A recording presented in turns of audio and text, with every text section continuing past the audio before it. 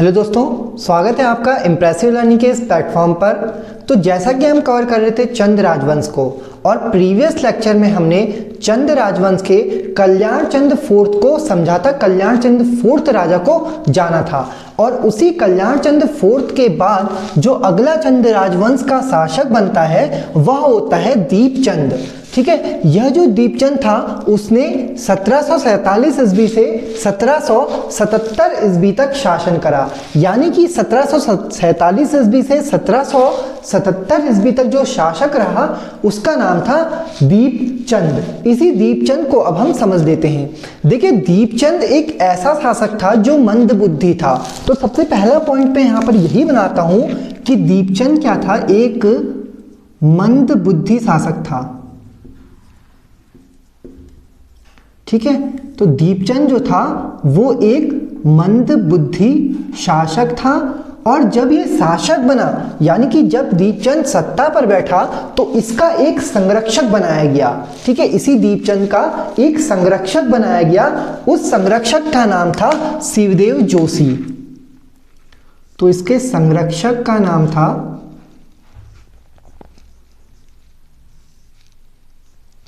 शिवदेव जोशी।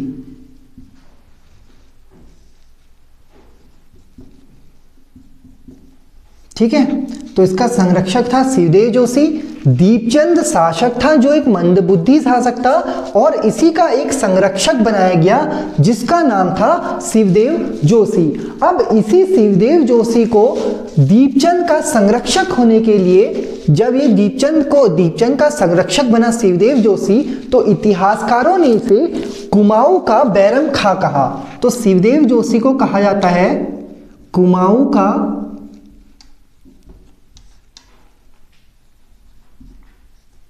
बैरम खां।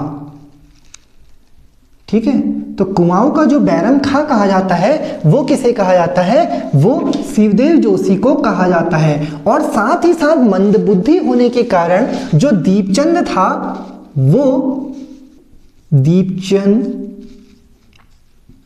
जो था उसे गूंगा शासक कहा जाता है।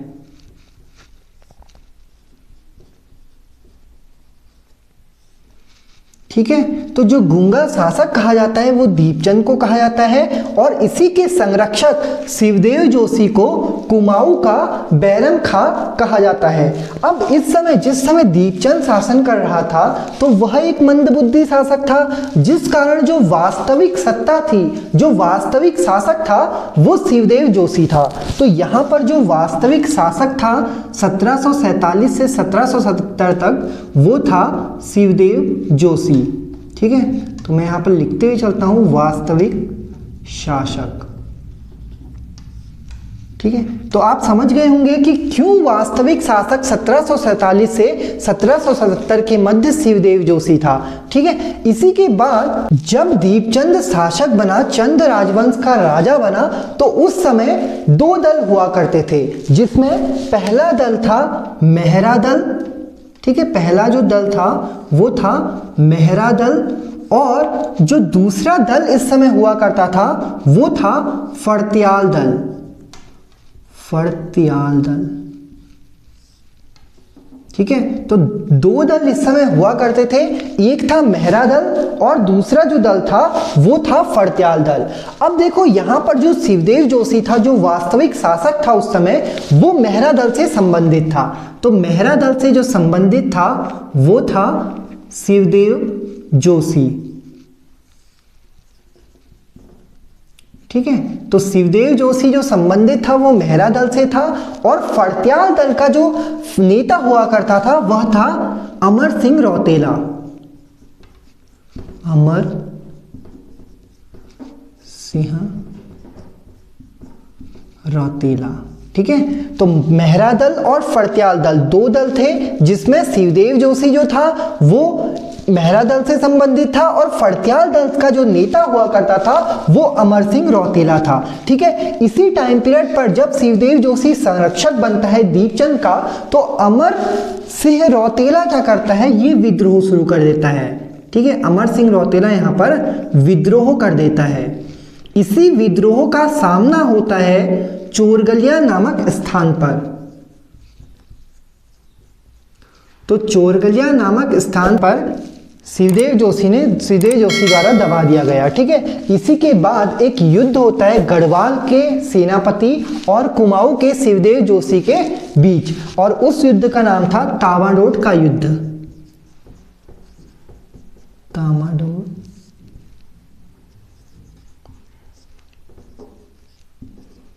का युद्ध। ठीक है, तो अब एक युद्ध होता है तामाडोट का युद्ध।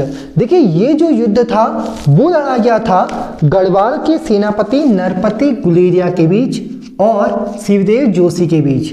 तो शिवदेव जोशी और नरपति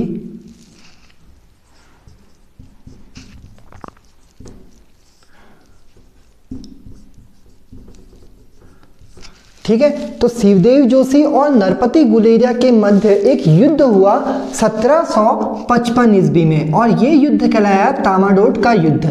यह जो युद्ध था, देखिए शिवदेव जोशी जो था वो कुमाऊं क्षेत्र में दीपचंद का संरक्षक था, और नरपति गुलेरिया जो था वो गढ़वाल का सेनापति हुआ करता था।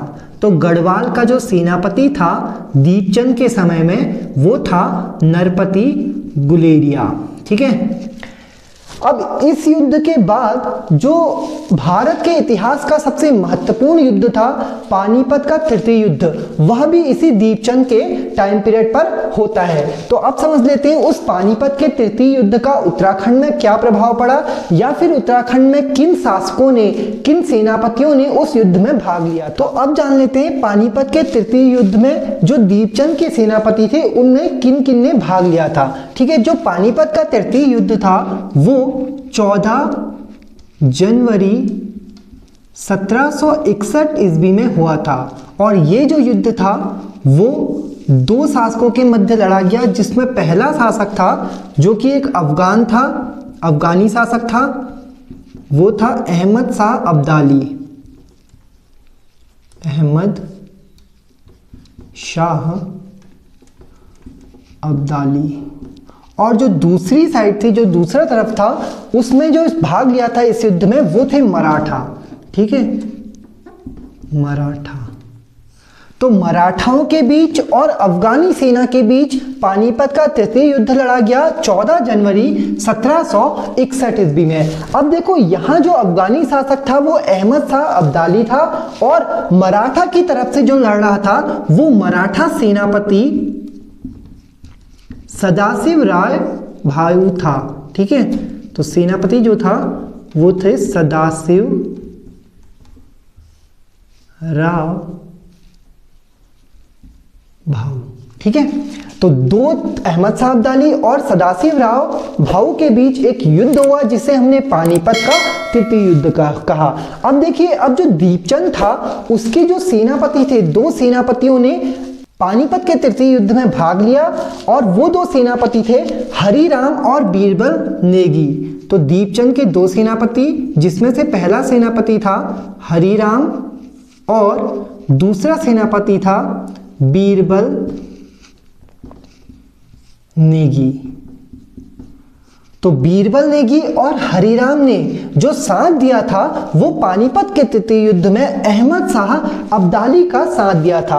अब देखो, जब ये युद्ध का जो परिणाम हुआ, इस युद्ध में अफगानी सेना की विजय होती है, यानी कि अहमद शाह अब्दाली विजय हो जाता है और मराठाओं की हार होती है। ठीक है, और इसी युद्ध में जो दीपचंद के दो सेनापति थे वो था हरिराम और दूसरा सेनापति था बीरबल नेगी।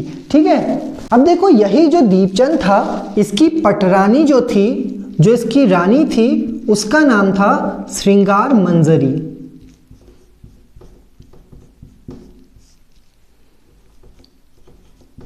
ठीक है, तो इसकी जो पटरानी थी वो थी श्रृंगार मंजरी, और इसी श्रृंगार मंजरी की जो हत्या कर दी थी वो मोहनचंद के द्वारा कर दी गई।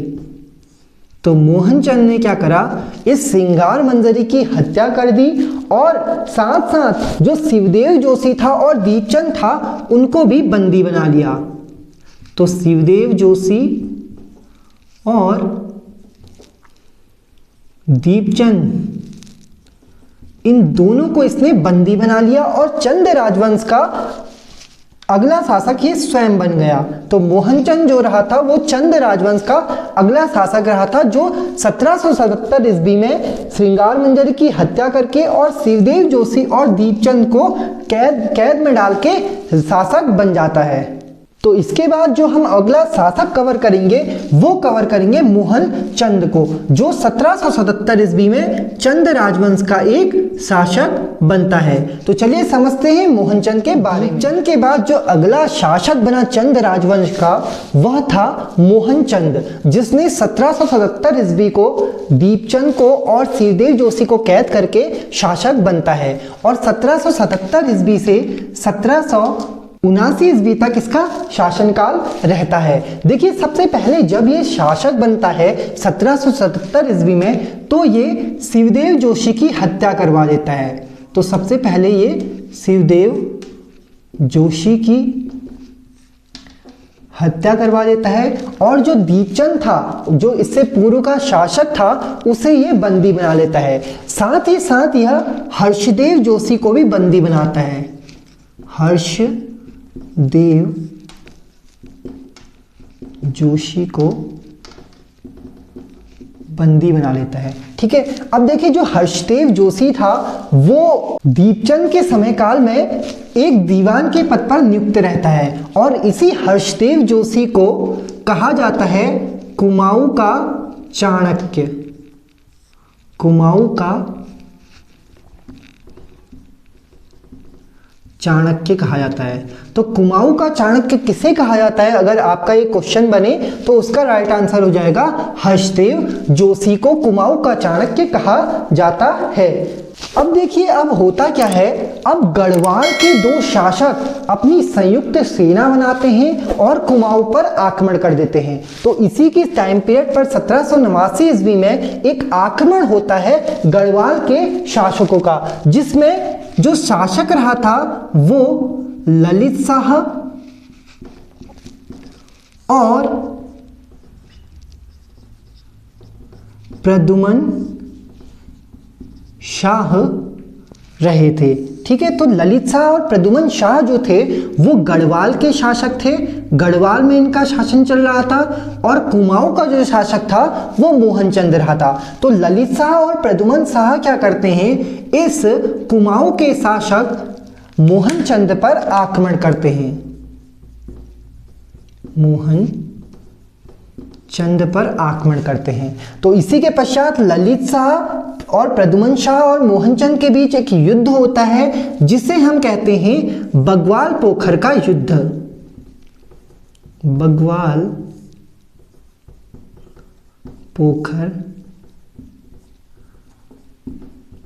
का युद्ध। ठीक है, तो मोहनचंद के बीच और प्रद्युमन शाह के बीच एक बगवाली पोखर या फिर बगवाल पोखर का युद्ध होता है। ठीक है, इसी बगवाल पोखर या फिर इसे कहते हैं बगवाली पोखर का युद्ध। अब देखिए ये जो युद्ध हुआ था ये 1779 ईस्वी में हुआ था। तो एक बगवाली पोखर का जो युद्ध था वो 1779 ईस्वी में हुआ था। ठीक है, और ये जो युद्ध था वो किस किस के बीच हुआ था, ये कुमाऊं और गढ़वाल के बीच हुआ था, जिसमें गढ़वाल का जो शासक था वो प्रद्युमन शाह था और कुमाऊं का शासक मोहनचंद था।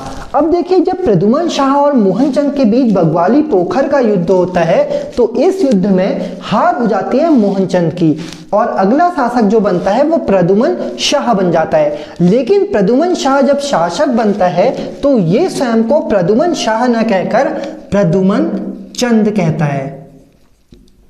ठीक है, तो जो अगला शासक चंद राजवंश का बनता है वो प्रद्युमन चंद बनता है, जो कि गढ़वाल का एक शासक रहा था। तो आज की वीडियो में हमने चंद राजवंश के दो शासकों को जाना जिनमें दीपचंद और मोहनचंद थे। इसी के बाद हम प्रद्युमन चंद को अपनी अगले वीडियो में या फिर अगले लेक्चर में कवर करेंगे। तो आज की वीडियो में इतना ही। Thanks for watching.